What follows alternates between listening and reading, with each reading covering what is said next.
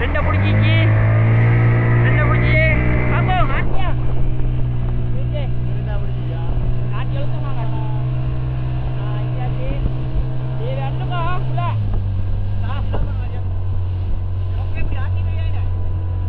Okay வைங்க ஒரு சைட்டுக்கு முத ஆட்டி அங்கே காப்போம். මේ ඩොල්ෆින් ටූනා සෙට් එකේ වේ අලුත් කොල්ල දෙන්නෙක් ආ තාම රස්සා පුරුදු වෙන කට්ටිය. මේ අයිස් බෑග් අඩු වෙලා